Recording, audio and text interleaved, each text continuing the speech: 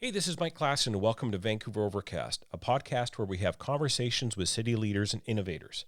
My guest on this episode is Margareta Dovgal, Director of Research at Resource Works Society, a small BC-based nonprofit providing information on responsible resource development. Margareta recently completed a master's degree in energy and climate policy at University College London. Prior to that, she studied Asian political philosophy at the University of British Columbia. She lives in Vancouver and grew up there as the daughter of Hungarian immigrants in a household that knew the scourge of poverty. Margareta says her work is driven by a passion for poverty reduction. It's partly why she spent the past 2 weeks in the Bulkley Valley, ground zero for a dispute between a group of hereditary chiefs of the Wet'suwet'en Nation and proponents of the Coastal GasLink LNG pipeline. The dispute has resulted in a series of echo protests that are impacting communities across Canada. Margareta comes on the podcast today from Smithers, BC. And now, it's time for Vancouver Overcast.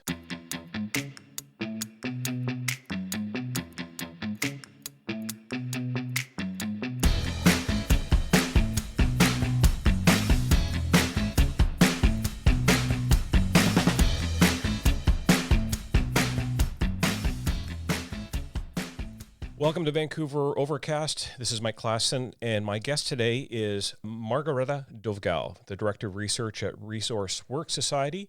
Those who have been subscribing to our podcast here will know that in episode 2, I spoke to the Executive Director, Stuart Muir, and we weren't talking about directly to some of the action that has been happening in the Wet'suwet'en territory with regards to the Coastal GasLink pipeline at the time. We talked on sort of more broad issues. He was actually at the time in London, England. And so we had that conversation then. So fast forward these many weeks later, and I get to speak with Margareta, who works with Stuart. Welcome to Vancouver Overcast, Margareta. Can you tell me where you are right now? Thanks so much, Mike, for having me here today. Currently, I'm in Smithers, which is in northwest BC, and I've been visiting communities along the corridor between New Hazelton, all the way down to Houston. In a sense, this has been the conflict zone, the center of what's been happening across Canada, and we came here to learn a little bit more about what people actually had to say on the ground. And so how many days or weeks have you been there? It's about 2 weeks now. I arrived in Prince George about 2 weeks ago, and we drove over. In the time I've gone from Prince George to Kitimat and back to sort of the middle area here. So it's been an exciting and pretty exhausting time, just trying to talk to as many people as possible. When was it that Resource Works decided that they felt that they needed to go right into the community and have you there talking to people? Well, we're a pretty small team, and my boss texted me one Saturday morning about 2 days before we left, and he said, we need to go up there. We need to go. We need to see what's happening. And this is something that we've done in the past. About 2 years ago, summer of 2018, Stuart Muir and I decided to go and do a documentary tour. We named it Homeland Journey, and we spoke to communities across northern British Columbia, largely Indigenous leaders, chiefs, elected councillors, about their experiences with economic development. And almost accidentally, or very deliberately, because Coastal GasLink was already ramping up at the time, a lot of our interviews ended up being about that. So we decided, you know what, we've been there, we've formed relationships with people on the ground, why don't we go back and actually find out what's happening now? Some people like having reporters and cameras and perhaps the country or the world's attention being brought to them for reasons that I possibly couldn't explain. How is the community, do you think, reacting to all of this intense glare that's sort of coming to it right now? I think there's been some challenges there. People are often, I think most people are media shy and don't always have, the right messages lined up. That's something that comes with experience and with pre-planning. So for those who had this, dumped on their doorstep, they've had to contend with just, shock and surprise. But for others, it's been many, many years in the making. They've understood that something is happening, something is coming. There's been pretty active organizing by outsiders coming in and trying to push certain narratives about environmental protection. So folks knew to expect this. But I think the cultural needs for respect, the values that really prioritize privacy and resolving disputes internally have made media, maybe it's made it difficult for media to get through to people, and that's understandable. People are shy. They don't want their culture and everything to be picked and prodded and torn apart. So while we come here, we've been trying to be respectful and ensure that we're working with people collaboratively. When I ask questions, I always make sure to preface, if it's something that I know is controversial, that they have a choice. If they don't want to respond, they don't have to. And I want to be respectful. If I make a mistake, I want them to let me know to the extent they feel comfortable so that I can do better. And I think the time that I've spent here, intensively talking to people every single day over the last couple of weeks, I've learned a lot about how this culture has thrived and survived decades and centuries of difficulties and outsiders coming in and telling them what to do. And now people are starting to speak up. They don't like how their culture is being used, the name of their nation is being used to move forward a particular agenda. You use the word outsiders, and outsiders can mean a lot of things. And as you point out, outsiders have been coming into this part of the province of the country for 150 or more years. What is different about the nature of the people who are coming in now? And I presume that they would be people from industry and also people with other interests. Absolutely. Economic concerns and economic development, there's always a political dimension there. That's inescapable. But there's been a noticeable shift in the last 15 to 20 years, and I've heard this from a whole bunch of different people here, Indigenous and non-Indigenous, towards political advocacy that is largely environmental. So even going back to the War of the Woods, I think this region, the Bulkley Valley, was probably identified as a strategically significant area, one where just a little bit of push in the right directions would enable them to get really, really good results. So I don't think that the economic development and the resource industry that has been here in the past had nearly quite the national level interest in this space. The industry First Nations relationship is evolving. I've heard so many people say that Coastal GasLink has completely changed how consultation is done, how elders and traditional knowledge holders are consulted, and how their opinions are valued in the planning of a project. But that's not something that has always been the case. And a lot of the industrial development in this area hasn't always been done with the support of First Nations. It's not to say that there haven't been economic benefits, but we're seeing, I think, a very, very good shift towards not just Indigenous participation in the local resource economy, but Indigenous leadership. We recently spoke with Troy Young, who's a director at Kaya Resources, which is partially owned by the Witset First Nation, formerly the Morristown Band, and owned by a resource company, a small local family business. And Troy spoke so eloquently about the opportunities that are being created for people here locally, people who in many cases have really, really struggled to gain and maintain employment. So getting to work on a project like this, one that has been developed with the consultation of many, many communities along the route, it will enable people to get out of that cycle of poverty. And I think that's the change that we're seeing for the first time in this area. I think the cynic out there, and I think it's important to always sort of question these things, but somebody might see, an oil and gas company comes in and they've been able to change their approach to consultation. You talked about how the people working with Coastal GasLink have been able to do things differently. Can you describe a little bit what that is, and is that something that other organizations that want to work with rural communities might want to look at? I think a lot about ethical market economies and ethical business. There's a lot of theory on this. You go into a business textbook, you go into even a political economy textbook, and there's going to be so many words that have been written about how it should be done, all the different ways of measuring it. The thing that really enables companies to be socially responsible is public pressure, and there's a balance that's required there.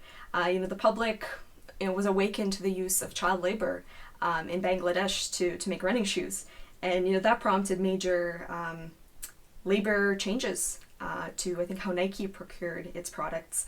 Examples like that, I think, something happens, there's almost a crisis moment at times. The public is outraged, media gets called in, people do investigative reporting, and companies change a little bit. But, sometimes those things don't always work out for the best. We saw with Nike in Bangladesh that many of the children who were let go from their jobs actually ended up on the streets and in survival sex work. The public pressure has two dimensions to it. It enables and forces companies to be more socially responsible, but it can also create unwanted, undesirable outcomes that don't actually substantially improve the conditions. I think the existing institutions that we have in Canada, combined with public pressure, have enabled companies to do better in a way that isn't just done only with public pressure. So the fact that we have extremely stringent rules on environmental regulation. To get a project built, you need to go through super, super, super complicated procedures. You need experts in every possible field under the sun. You need to do socioeconomic research and really understand the impacts of your operations on the community where you're operating, where you're building, you're constructing, who's getting access to jobs, how can these benefits be shared, what are the impacts on local social services, on policing, all of these sorts of things. So I think the fact that Canada has both the public dimension, Canadians are very socially conscious and they want to hold large public and private sector actors accountable for their behavior, and the fact that we have laws that are very, very strict and really bring our industry to a world-class standard ensures that we get outcomes that are consistent with personally what I would like to see industry do, and I think I'm seeing it right now. I have a pretty high bar for that sort of thing, and yeah, I've been happy with what's been done here. As a student of political history in British Columbia, I remember the summer of 2012, the first ever Amazon ebook came out that I became interested in. It was actually a bestseller at the time. It was a lengthy tome from the former chief of staff to Gordon Campbell, a gentleman by the name of Martin Brown. And he wrote a book that was highly critical, and he continued to be very critical of Christy Clark's administration for a variety of reasons. Which surprised a lot of people who thought that he might be more faithful to some of the people who he used to work with in government. But he used the term, and it was a phrase that hadn't been a part of my vocabulary, was social license. We don't seem to be talking a lot about social license anymore, or at least it hasn't been frequently brought up in the conversations that I've been listening to. And I wonder why. I wonder why we're not, because it sounds to me that we are together, all trying to achieve some kind of social license through these dialogues? That's a fantastic question. I think social license is fantastic in principle, and it's something that ideally we could all secure for everything, whether we're in government, whether we're trying to get a major project built in the private sector.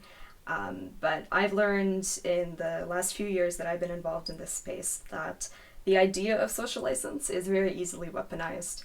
So, if I go to my political friends, ones who work in constituency offices, work on the Hill, they work in Victoria, Ottawa, they see, and I've seen it myself when I've been on the Hill, hundreds and hundreds of form letters and campaigns being sent to members of parliament and to cabinet ministers. A lot of the things that we hear about, a concerned citizen is really worried about the impact of a local mill on butterflies locally. Things like that don't often happen organically. Sometimes it is a concerned citizen who has legitimate complaints, but most of the time there's some organization to it.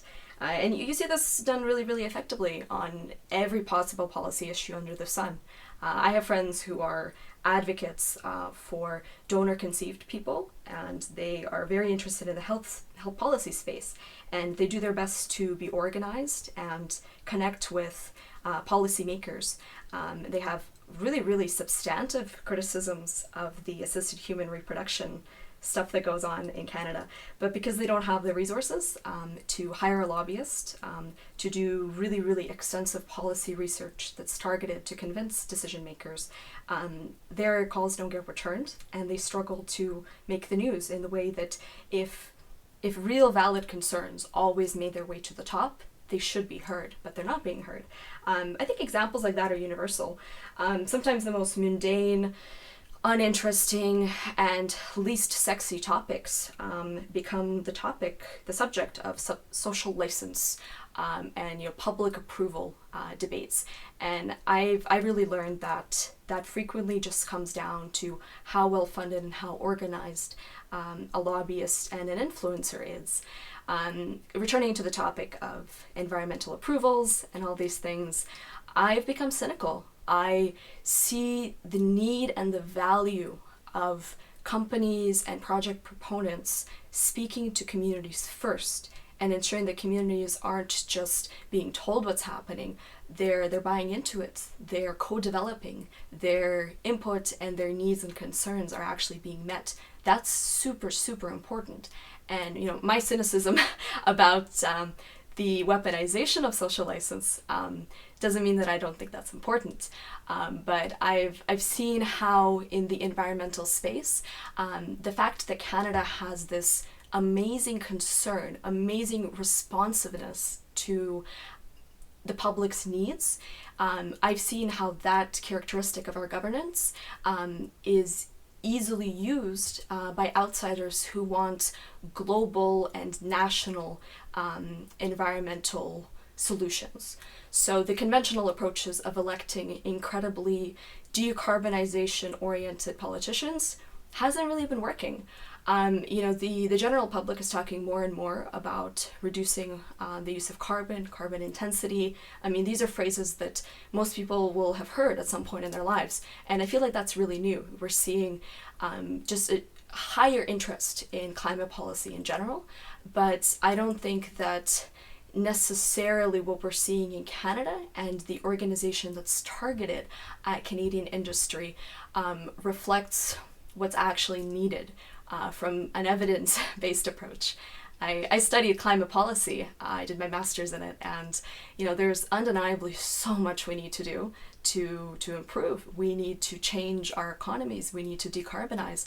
But people can disagree reasonably. Educated people can disagree about how that needs to happen and where that change needs to occur. And the fact that Canada has a political system that is responsive to the needs of citizens means that makes us an incredibly great target for anyone who wants to see any energy exporting country stop exporting oil and gas products. So instead of going to Algeria and influencing Algerian domestic politics, or going to Saudi Arabia, I mean, good luck with that. Activists who are thinking globally about ways to reduce emissions are instead going to Canada, which is responsible for about 2% of global GHG emissions. We're a large developed country that has amazing pathways for people to have their voice heard. And when people are looking strategically for prospective targets, of course they're going to pick Canada. That's obvious, right? I think what has perhaps frustrated people that look from the outside into some of the narrative put forward by the environmental activist movement is how strident their approach has been. I think that's probably why a lot of the general public are slower to support them as well. And it seems to me that they take a position that has almost the appearance of no internal debate. Like a lot of us on the other side looking in might kind of go, okay, how do we get there? Do we adopt more nuclear, more hydro? Does that mean more dams? Do we use LNG as a way to get coal out of the system and reduce? And there's a pathway that can be seen by a lot of people who take a more nuanced view on how we achieve those goals. And then there's those who say we must stop it all at all costs. Is that something that you've seen through both your studies and also the work that you're doing with ResourceWorks? You're right, there's a tremendous disconnect between what needs to happen and where the pressure is being applied. I've seen people who yell until they're blue in the face about the need to decarbonize, and they think the only way to do that, the only meaningful way to do that, is to oppose Canadian energy development. And they don't for a second consider the fact that every single aspect of their consumer lifestyle depends on oil and gas globally. I mean, we're a part of an incredibly complicated and carbon-intensive supply chain. I get some cleaning products at the store, produced with petrochemicals, packaged in petrochemicals, brought to me using petroleum products, consumed in maybe my washing machine, using energy that often is supplemented using oil and gas products. I mean, every single piece of my life connects to that global supply chain. It's not a domestic issue. I saw a headline this morning that made me chortle. You can get a crib that is entirely fossil fuel free, produced with wood that was harvested with an electric powered chainsaw, which doesn't work as well as a gas powered one, it turns out, trucked to a mill in an electric vehicle. Kind of hard to do if your forest roads don't have electric vehicle fuel up stops, and they often don't. Brought to a mill that's powered on renewable electricity and shipped using trains that are electric powered. The price tag for such a crib for your fossil fuel free baby is $28,000. I mean, right? Okay. There's the things that we depend on in a daily sense. Well, you just have to make Margareta. Don't you just have to make a lot more of them, and maybe to drive the price down to maybe $4,000 or $5,000, at some point. Anyway, but you're right. It is an extreme example, but of course, I suppose that's where the world is going too, right? We are looking to try and mitigate, find alternative fuel sources. Yes, electrify as much of the grid as possible, and you're right. There's no question there will be a reliance upon petrochemical and oil and gas for the foreseeable future. It's just a question about how much of it is, I suppose, in the overall consumption of the average Canadian. Yeah, no, you're right. I mean, not to get too lost in the weeds on that example. I think my point is more that the concern that we have about Canada being an energy exporter, I think that's more reflective of the messaging we've been hearing, the really, really tactical and strategically brilliant messaging we've been hearing about where the weak point is for an energy developer, for an energy producing country. Our lives are powered by Saudi oil. Everything that we do globally, the travel that you and I do when we fly somewhere, that's dependent on these sorts of things. And as a responsible consumer, all responsible consumers should be asking themselves not how can I stop Canada from creating jobs for oil and gas workers and furthering Canada's prosperity, but how can I instead look at my overall lifestyle and reduce my use of products that are incredibly carbon intensive on a policy level, and I think that's going beyond the consumer level, which I think is really important. On a policy level, we also need to think a lot about energy use generally. So something like the carbon price is a fantastic mechanism to accomplish what we need. It's a market-driven tool. It sets incentives, or it disincentivizes the consumption of products that are super, super carbon intensive. And that's good. That's how you accomplish it. You can do that also with direct funding for innovation in industry. I've been doing a lot of research on that topic, and I think it's important that policymakers are looking at ways to ensure that our industries and our businesses and the things that drive the Canadian economy have all of the incentives in place to find less polluting, more environmentally conscious solutions for their business needs, whether that's transportation, where you get your electricity from, all of these sorts of things. I mean, everyone, when they hear the word energy, people often think of power grids and hydro and dams. Energy is transportation. Energy is how you get to work. Energy is how the household goods you have, the clothes you wear on your back, get to where you are. It's the fact that the maritime shipping industry, which keeps the global economy running, often uses really, really low quality fuel. And that's changing. There are new standards coming in. But I don't think at the end of the day that aiming your efforts as an eco-friendly activist at shutting down the exports of oil and gas products from the most ethical, socially responsible producer in the world is the right use of your energy, when it's our lifestyles and it's the decisions that we make collectively that actually are the problem. So I brought you on to the Vancouver Overcast podcast partly because of where you are right now. And the both of us, I've read your bio, both of us are essentially Vancouver raised, urban, kids now, grown-ups that probably have more of that perspective of the Southwest from a city. You're up in the north now, and I fully acknowledge that neither one of us are represent Indigenous voices. But can you sort of portray a little bit of what you've seen and what you perceive life is like in that community? And I also want to just repeat something that somebody said to me recently, because a lot of politicians speak about how they are consulting with rural communities as well as First Nations communities. But as somebody pointed out to me, it's very hard to separate out the two. A lot of our communities are very integrated in terms of the First Nations populations and other non-Indigenous peoples in those areas. So can you tell us a little bit of what you see and what you perceive from being from the city? No, as a city girl, I grew up looking at the beautiful landscape of Vancouver, the North Shore Mountains, and sort of mentally blurring out the fact that there was a massive port sitting there. It wasn't until maybe the end of my first year in university when I asked myself, wait a minute, where does all this urban prosperity come from?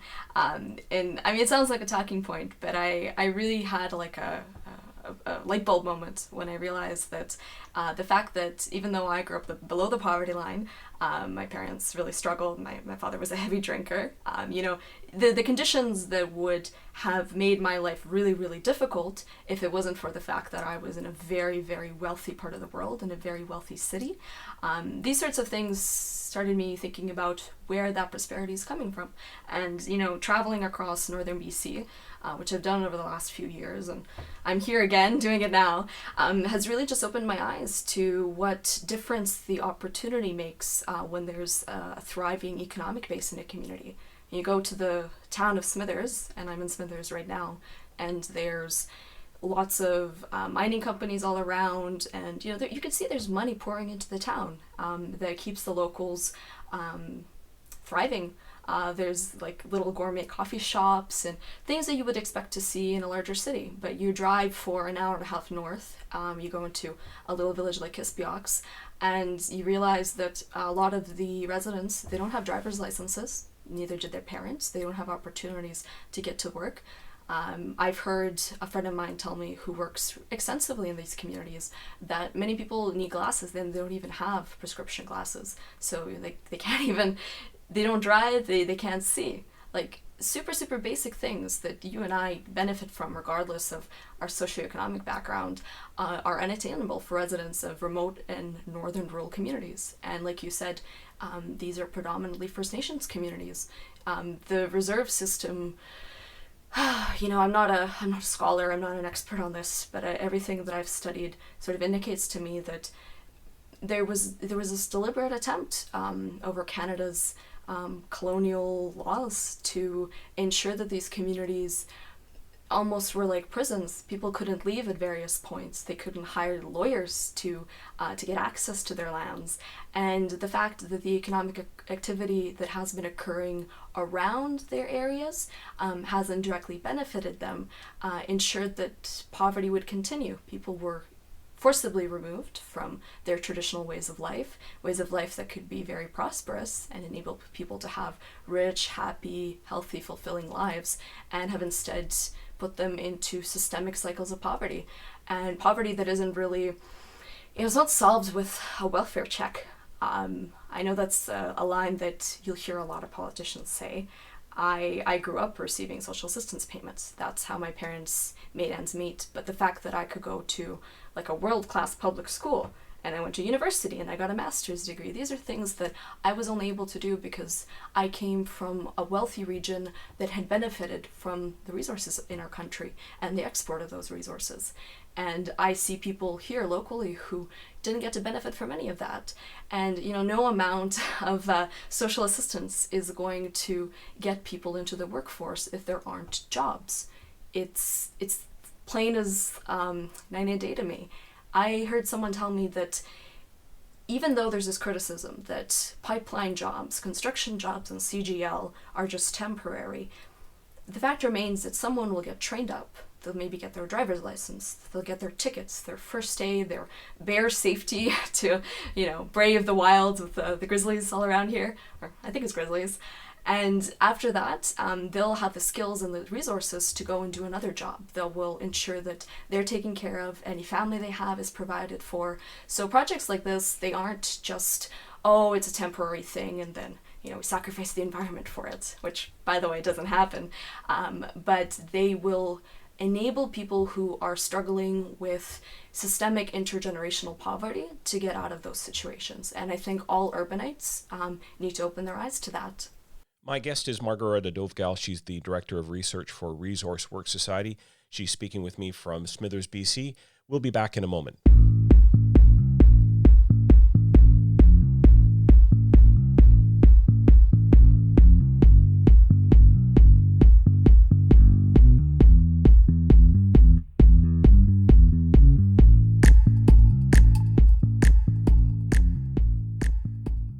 So you did what you described as a Twitter rant just this week, and it blew up, and it caught the attention of a lot of people, including columnist Terry Glavin, who writes for National Post. And I wonder if you might sort of summarize what you were trying to say in that, which Glavin seemed to agree with. So, being here for a couple of weeks, that doesn't replace growing up in these communities.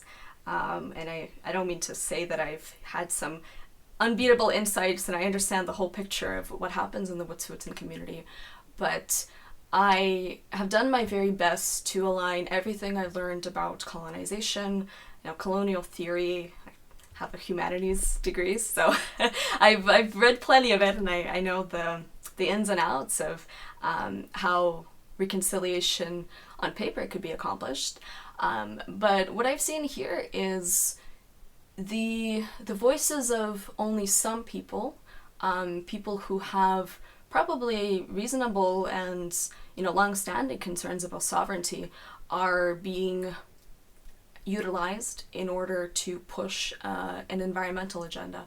And I've seen the devastation that it creates here in these communities. Cousins don't talk to each other. People who grew up together, sisters and brothers, won't even speak because they have differences of opinion about climate action and the environmental impacts of certain projects. But those differences of opinion become so hostile, so conflict-laden, because communities are almost being forced to make it polarized, to have these arguments with people. I hear so much misinformation and it makes me so angry. Someone was telling me that they had been told by authorities in their communities, as an Indigenous person here, there's going to be oil, there's going to be bitumen in that pipeline, and it's going to cross under rivers, and when it bursts, the oil is going to kill all the salmon that I harvest. And that made me really, really, really, really frustrated. I hate the fact that misinformation is being fed to people and it's exploiting their values, it's exploiting their need and desire to protect their local environments, which they cherish so closely. I've also heard a lot about just local governance challenges. There's a group of men, a buddy of mine called them the Fabulous Five, and my buddy's Wet'suwet'en, just so we're clear, who have been in Eastern Canada this week, trying to get a meeting. It seems like they were trying to get a meeting with the Prime Minister, or they refused to get a meeting. It's been a bit unclear here, but they claim to speak on behalf of the whole community, and so many of their supporters are painting these chiefs, these hereditary chiefs, as the ultimate authorities, the undisputed voices of the Wet'suwet'en people. And that is so at odds with what I've seen here. Lots of people have reasonable concerns, and many people here are hereditary chiefs. This is a really rich, dynamic culture that has its own participatory and representative democracy in place. That is so fascinating and valuable, but it's not winner takes all. It's not just because I'm a chief, I get to speak over everyone. And these are things that my sources and the friends that I have here have told me is happening. The traditional governance system, which prioritizes decisions by consensus, decisions that are informed by all of the chiefs, not just some of the chiefs, and all members of the community, these decision-making mechanisms aren't being utilized the way that they should. There's been tremendous changes that have occurred because people are migrating out, because there are super challenging socioeconomic problems here where high suicide rate, lots of health problems that aren't resolved. So the mortality rate is pretty high. Like, so many people have told me stories about losing family members to death, to suicide, to violence, to addiction. Like, these are common stories, and the fact that the hereditary system is surviving and reviving, I think, is a testament to its enduring strength. But like most things, it's not a romanticized perfect whole where every single buys into it. At the end of the day, it's a political system. It's not my political system. I can't speak for people here, but it's a system that any political system has disagreements. People have different perspectives, and I don't think it's a colonial mentality to say that voices deserve to be heard and that suppressing dissent is not a good thing for democracy, whichever shape that democracy takes.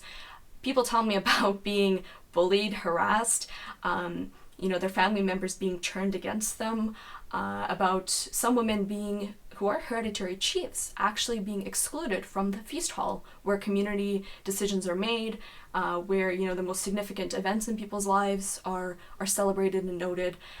Funeral feasts are a really big thing here.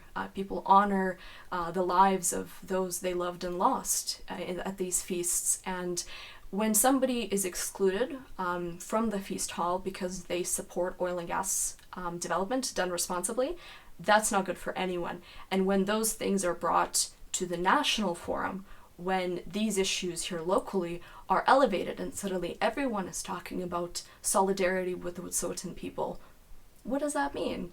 Do you understand the people that are here and their diversity of perspectives, or are you only interested in something that accords with your primitivist view of what Indigenous people want? And frankly, that's what I'm seeing from a lot of urban progressives who've never even been north of Whistler. They think that just because many Indigenous peoples have unique respect for and connections with the land and the management of the land and resources, that must necessarily mean they are opposed to all projects and all local development.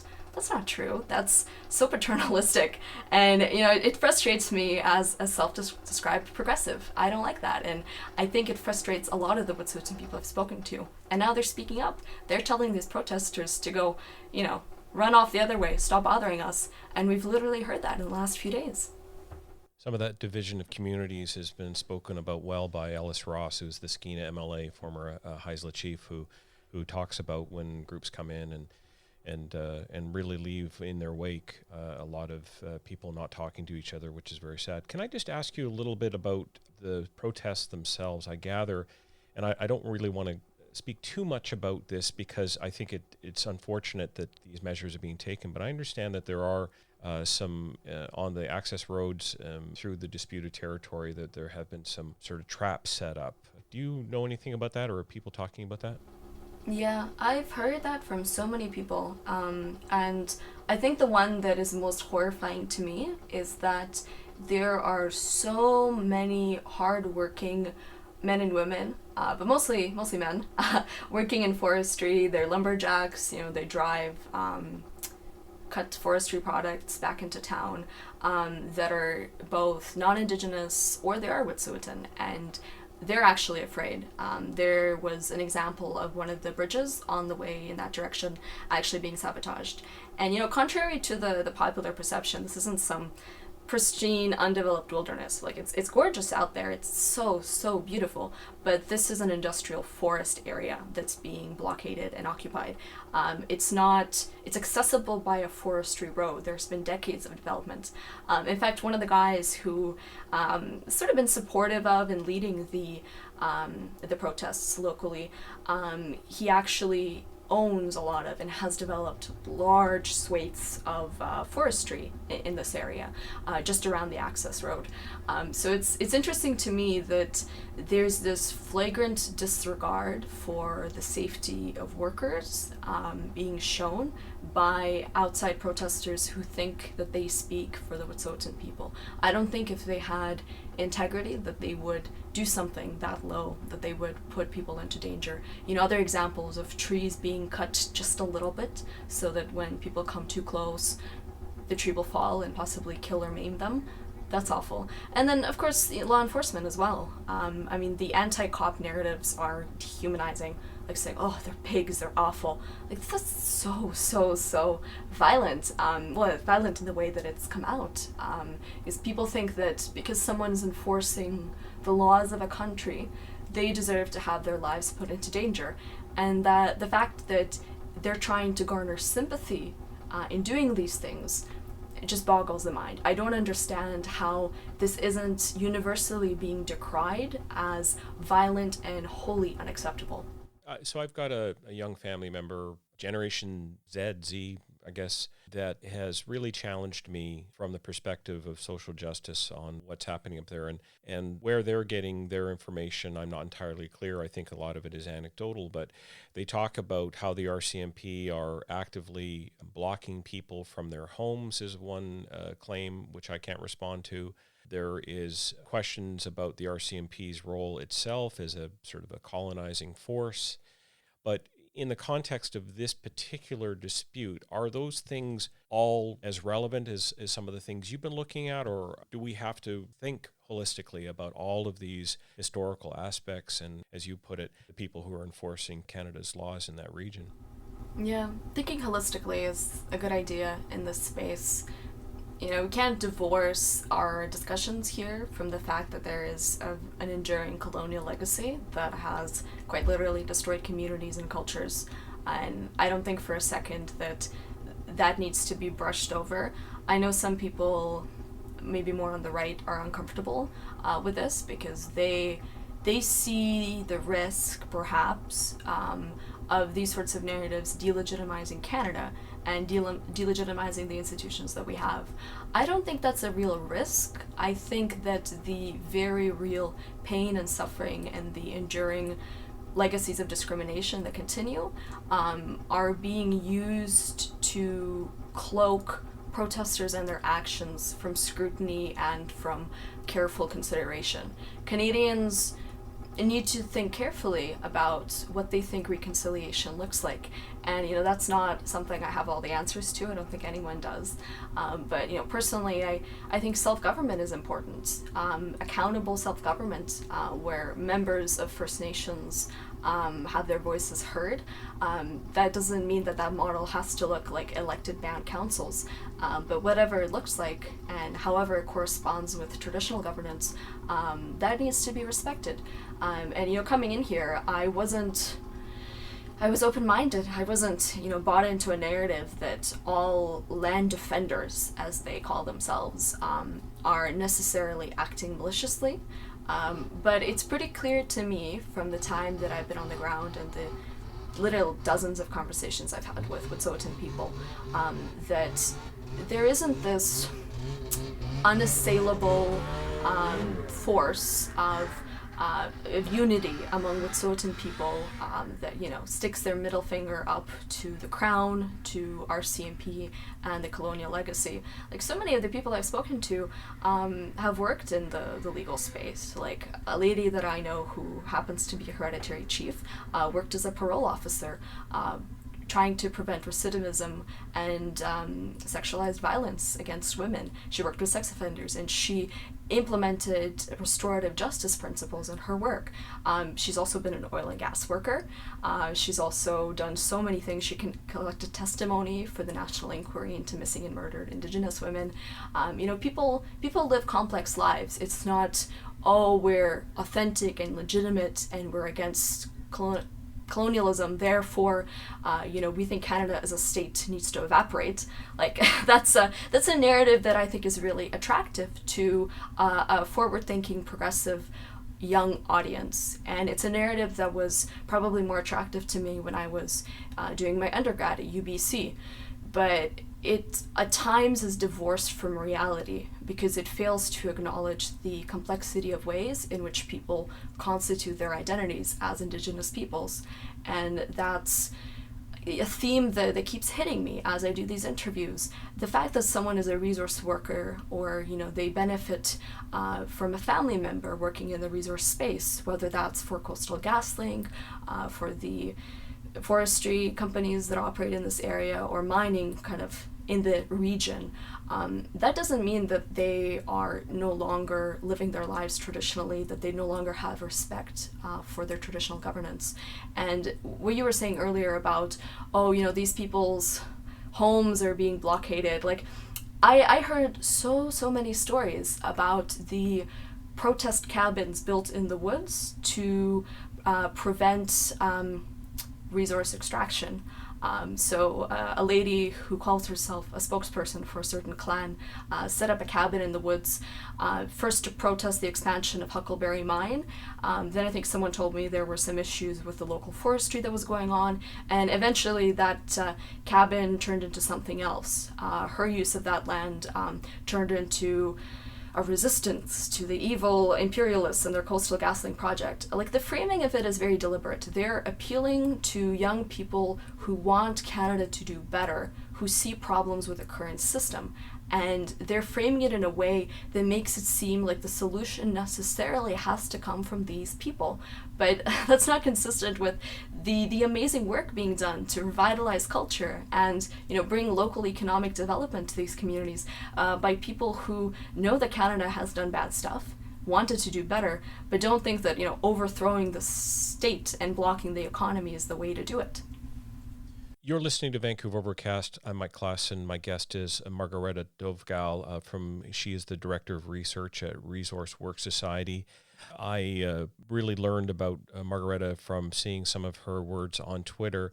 Margareta, I want to ask you about the accusations that you're simply a shill for the oil and gas industry, and the way that some people have come after you on Twitter and your attempts to defend yourself. I'd be interested in getting your perspective, because social media is obviously incredibly powerful, and this particular tool, Twitter, is one that seems to have a lot of these very active conversation, and it's not necessarily a very positive environment sometimes as well. The harassment of dissenting voices is par for the course with this crowd and the rent-a-mob that comes out whenever somebody applies even the most minute amount of scrutiny to what these protesters and pressure groups are doing in the Bulkley Valley. It really frustrates me to see women who are courageously speaking up, including Wet'suwet'en elder Rita George, against this bullying, to have their credibility questioned. Like some guy was saying on Twitter, her family works for oil and gas, so she's bought and paid for. And, hearing that criticism a lot, like, I follow Twitter pretty closely, especially recently. Like, I haven't really engaged as much until the last couple of weeks. And, I rarely see men who have nuanced and interesting opinions that are generally supportive of responsible resource development be attacked and pilloried in quite the same way, even when those men literally work in oil and gas. I don't actually work in oil and gas. I'm a consultant. I do gender-based analysis. I write on resource issues. I've been writing for Resource Works for about 5 years now. I started as a volunteer, and it's the things that I write, they always accord with my values and my principles. I want to see Canada's economy benefit all of us. I want us to do better as a country at reconciliation, at poverty reduction, at environmental policy, and these are all things that are implicated when I write for Resource Works. They're core to my heart and my values. And I'm not a paid lobbyist. I'm not talking to decision makers trying to convince them to do something for a private client. I think Canada's economy is for everyone, and if we want to see positive change, we want to see jobs benefit everyone, even those who haven't previously been included in the labor market. We need to take ownership of that. And you don't do that by saying, burn it all down, burn down the system. You do it by advocating for what's important to you. And that's what I'm trying to do. And that's what so many others are trying to do. And, when it comes to the Wet'suwet'en community, I want the women here, and the men too, but the women who've been bullied, to have the courage to speak up and not be accused of being bought and paid for just because their vision of a bright and positive future for their children and grandchildren is one that includes maybe oil and gas, maybe mining, maybe forestry. These things don't mean that people don't have principles. Everyone is operating with their moral compass. But the suppression of debate and the insults, they tell us that there's just not really substance left. If that's what your criticisms are, that you don't like that somebody has written things in the past that don't accord with your values, they're not making any reasonable points. You're just resorting to desperate tactics because you know that your points won't actually win. I think you've answered my last question, which is what you really would like to see as a result of what's happening right now and how the conversation could be changed. But maybe I'll just ask you this sort of final question, because we've spoken for almost an hour now, and I feel like we could go on even longer. But are you hopeful that things will land in a positive place from the current conflict? Well, it's not just this. I've said this before to people. What we're seeing is a calculated, theatrically orchestrated show of force. Activist networks that have spent decades embedding themselves in local communities are finally showing the world what they're capable of. And I don't think that the majority of Canadians are with them. The polling indicates that they're not. And I think the more Canadians learn about their actual motives and their intentions, the more their credibility will suffer. So I don't have necessarily a negative view of this current crisis that we're facing. I think that the sane and sober voices, the reasoned voices of Wet'suwet'en community leaders, working people who are providing a better life for themselves and their families, those are going to come out on top. And I'm hopeful for that. And I'm hopeful that this community can come together and heal after all of the division that's been created here. In terms of the national issues around environmental activism, it's important for decision makers to be held to account, but you don't do that by blockading the movement of people and goods, by subverting the conventional agreed upon by consensus ways of getting your voice heard. We have amazing institutions that will always need to do better, but we have amazing institutions that enable people's voices to be heard. And resorting to violent tactics, screaming in the face of legislators trying to get to their office to hear a throne speech, that's not how you do it. I have an enormous amount of positivity and optimism that Canadians see the value of responsibly developed Canadian natural resources, and that they're going to realize very soon that there's been a bit of a bamboozling that has happened, where our sympathies and our inclinations to hear out minority perspectives have been utilized in order to shift the attention away from the agenda of the activists. So I'm hopeful that media will keep reporting on it, and as I go and continue to share more of the perspectives I'm gathering here, that folks will be listening.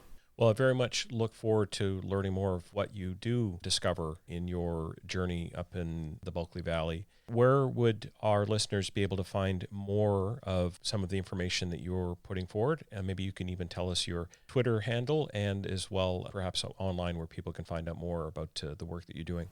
So if you want to learn more about ResourceWorks generally, that can be found at resourceworks.com.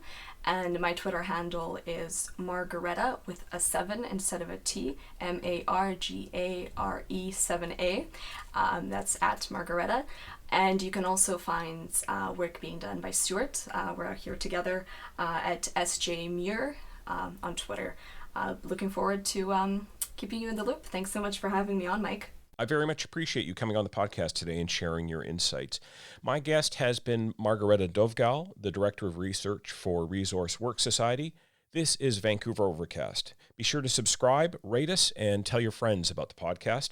My name is Mike Klassen. Thanks for listening.